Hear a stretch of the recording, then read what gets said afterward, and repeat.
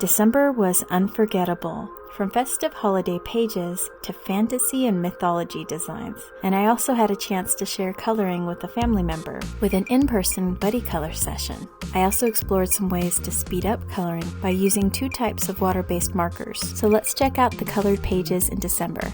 First up is holiday coloring. This is in the All Seasons coloring book by Rita Berman. I mostly used Prismacolor for this page, and then I did go back in with a glitter pen and a white acrylic pen. This was the first time I colored in a Rita Berman page, and I really enjoyed her style of illustrations, so I can't wait to get in another book of hers.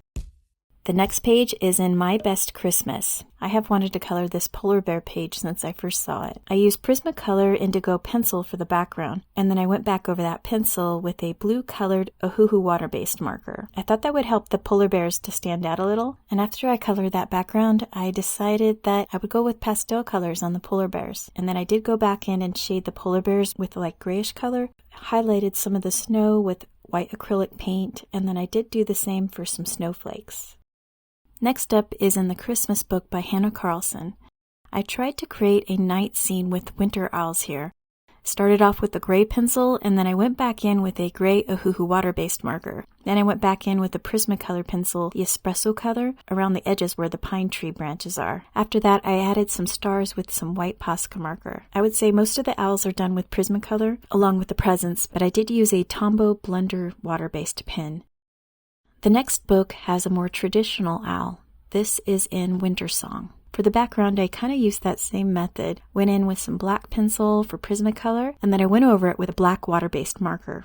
I did use the black marker to fill in the eyes, and then I added some white Posca marker to lighten up the eyes.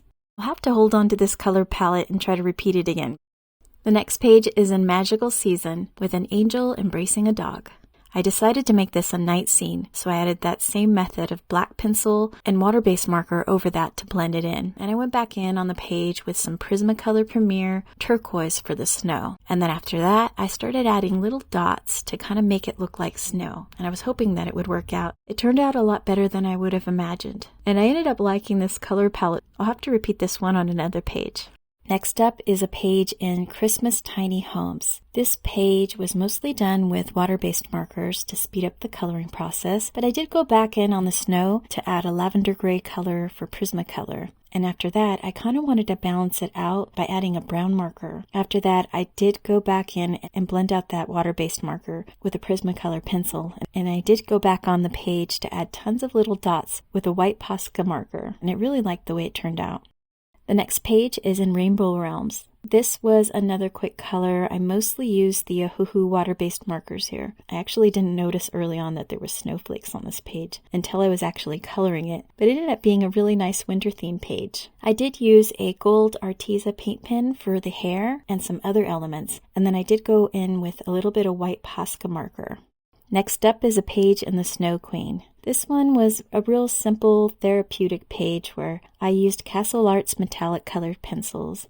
And the last winter-themed page is in Angels. I used Evazar London colored pencils for the details, but a lot of this page was done with the water-based markers. Then I went back in again with white Posca marker. The next 7 books are mostly about fantasy, Nordic, and I do have a couple of adorable coloring pages that I did. Let's start with the fantasy pages. I received a wonderful gift, water-based Staedtler markers. So I ended up coloring 2 pages in Serenaya. The first page didn't turn out that great because I was kind of experimenting, but I still think it came out beautiful. I did use Prismacolor for some of the details, and then I went back in with the Staedtler water-based markers. I really enjoyed using them, and I think they worked just as good as the Ohuhu water-based markers. The main issue I did have was that there was no skin tones, so I'll have to keep looking for a water-based set that has them. There was a portrait page behind it that I kept trying to make sure I kept protected, and at some point I was like, oh my gosh, I can't wait to color this page. So I finished this page and then I had to do the next.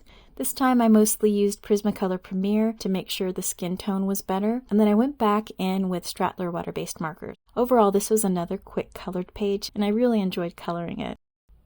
When it comes to magical worlds, I finished 5 pages. The first one is a buddy color I did with family. I think this took about 2 hours, a lot of fun sharing tips and tricks as we both colored the same page in magical worlds. I used Prismacolor Premier, then I went back in with the Tombow blender pen, and then I added some glitter gel pens along with a white Posca marker. The other page I completed in this book is kind of a simple one. I used Prismacolor Premier. The goal here was just to make it kind of simple with one color. The 2 other pages I finished was mainly around the frame of the instruction pages. I really like how elegant the colors turned out here, and I'll have to consider repeating this color palette in another page in this book. I did use Prismacolor Premier here. In the last page in the book are these bottles. I went kind of crazy and kept with that bright, vibrant blue, adding Derwent ink tints for the background. Then I activated it with Tombow Waterbased clear marker. After that dried, I went back in and added details with Prismacolor Premier pencils. And I gotta say, I'm always so surprised how well the clear water-based markers activate with ink tints and watercolor pencils. And it doesn't seem as messy as water.